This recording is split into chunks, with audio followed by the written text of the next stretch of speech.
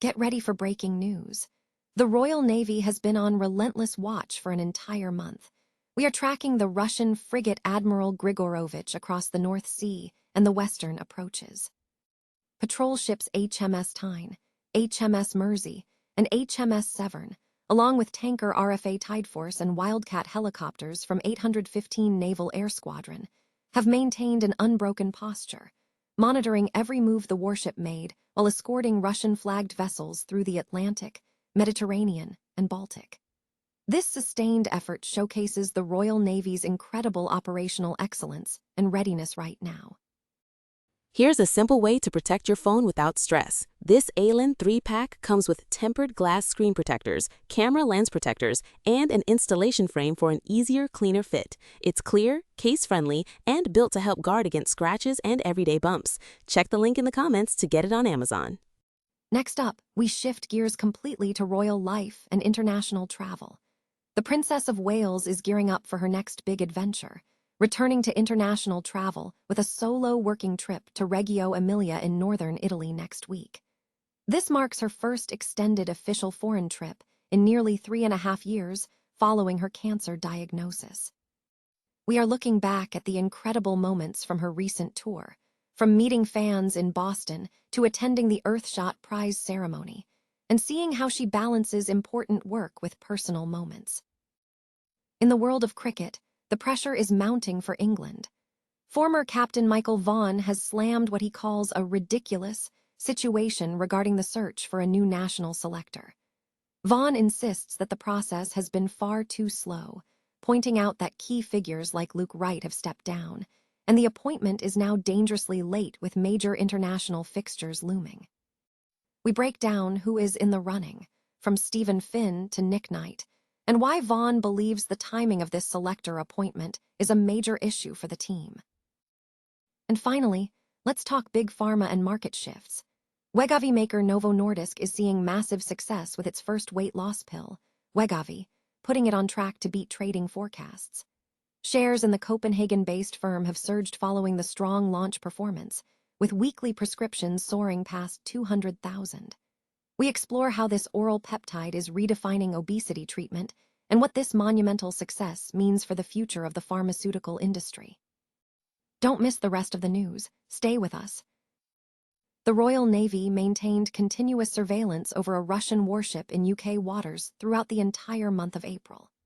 The frigate Admiral Grigorovich was closely monitored by patrol ships HMS Tyne, HMS Mersey, and HMS Severn as it navigated the waters west of the UK and the North Sea, including proximity to the Galloper wind farm off the Suffolk coast. A Royal Navy spokesman confirmed that the Russian warship, along with its supporting vessels and escorted ships, was under constant observation.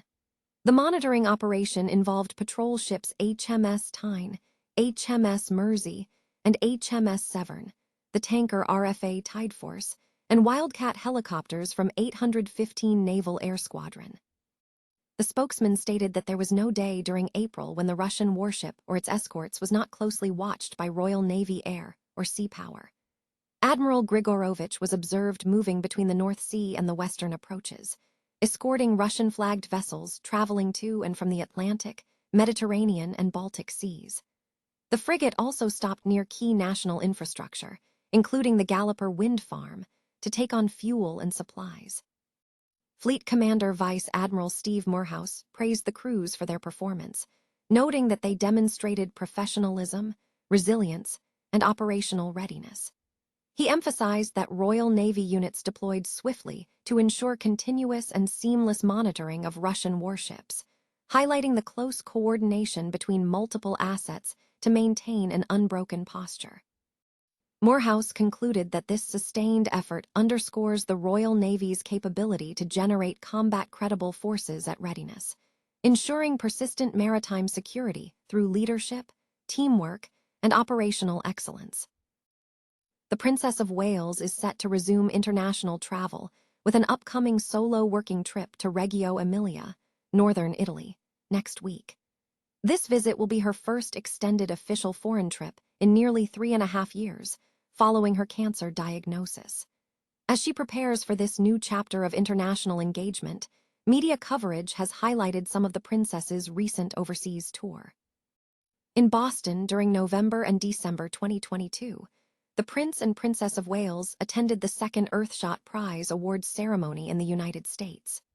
During a visit to Greentown Labs, Kate interacted with local climate innovation initiatives and attended the awards, notably wearing jewels from her late mother-in-law, Diana, Princess of Wales, alongside an emerald green Solace London dress. Earlier in 2022, a Platinum Jubilee tour took William and Kate to Belize, Jamaica, and the Bahamas. Highlights included attending a reception at Mayan ruins in Belize and a dinner in Kingston, Jamaica, where Kate wore a forest green tulle and sequined gown. The Caribbean leg concluded with a local fish fry in the Bahamas. In Copenhagen in February 2022, Kate embraced a more casual style, visiting the Lego Foundation Playlab and engaging with the Danish royal family, including a walk through the Amalienborg courtyard with Crown Princess Mary of Denmark. Further back, a visit to Dublin in March 2020 saw the couple meet with then-Irish President Michael D. Higgins and attend a reception in Dublin's Guinness Storehouse, where Kate was seen in an emerald green Catherine Walker coat. In October 2019, a tour of Pakistan included visits to the Hindu Kush mountain range, where Kate learned about glacial melting, and a visit to a cancer facility that held personal significance for the royal family. During this trip, Kate opted for traditional attire while visiting the Badshahi Mosque. England's protracted search for a new national selector is facing increasing scrutiny, with former captain Michael Vaughan labeling the process as ridiculous, given the delay. The search follows the departure of Luke Wright from the position in January, shortly after a difficult Ashes defeat, and final interviews for a replacement are underway this week. Potential candidates include Stephen Finn, a former international and media figure close to the dressing room, alongside established names such as Nick Knight and Darren Go. The new national selector will hold significant responsibility, overseeing everything from scouting and the county insight group to selecting senior squads and match size. However, Vaughan expressed frustration over the timeline, stating, "I think it's ridiculous how they're announcing a selector so late." He noted that the process has taken 4 months, criticizing the delay ahead of England's first test against New Zealand in early June. Meanwhile, the domestic setup is also undergoing adjustments. Head coach Brendan McCullum has missed the initial weeks of the season, with the New Zealander only returning for a training camp in late May. The England and Wales Cricket Board is actively re-engaging with county cricket, with managing director Rob Key involved in match observation, alongside performance director Ed Barney and player identification head David Court.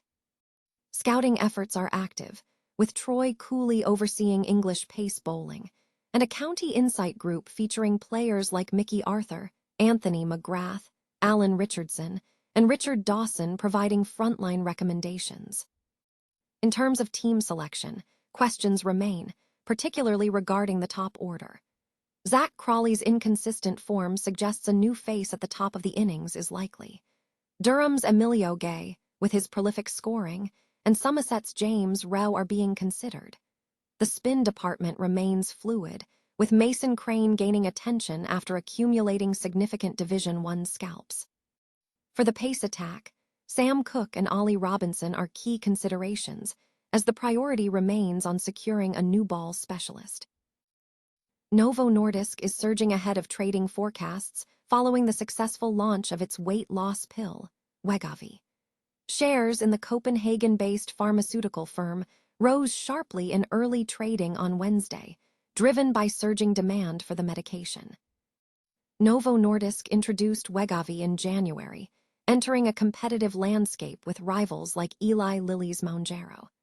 The company had previously experienced a slowdown in sales and profits as the market rapidly expanded with competing weight loss drug offerings. Novo Nordisk highlighted that the Wegovy pill launch was the strongest among all obesity drugs in the United States. The company reported over 2 million prescriptions for the pill since its introduction, with weekly prescriptions currently surpassing 200,000. Sales for the pill reached 2.26 billion Danish krona, or approximately £261 million, in the quarter ending March 31st, exceeding analyst expectations. Despite this positive performance, the group reported a 10% dip in adjusted net sales and a 15% decrease in adjusted operating profit for the quarter. The company noted that adjusted sales could decrease by up to 12% for the full year, although this represented an improvement over previous guidance. Mike Doustar, President and Chief Executive Officer of Novo Nordisk, stated that Wegovy is fueling a strong start to 2026, attributing this success to the rapid adoption of the Wegovy pill, which is now the most effective GLP-1 tablet used by over 1 million patients since its January release. He emphasized that the Wegovy pill is establishing a new category as the only oral peptide treatment for obesity, setting a new industry benchmark. Novo Nordisk has subsequently raised its 2026 guidance for both adjusted sales and adjusted operating profit, citing the strong Wegovy performance combined with continued international growth. Market analysts view the recent performance as a return to a healthier long-term trend, suggesting that while the recent euphoria has subsided, the data points to a very healthy business and a significant long-term opportunity within the Wegovy segment.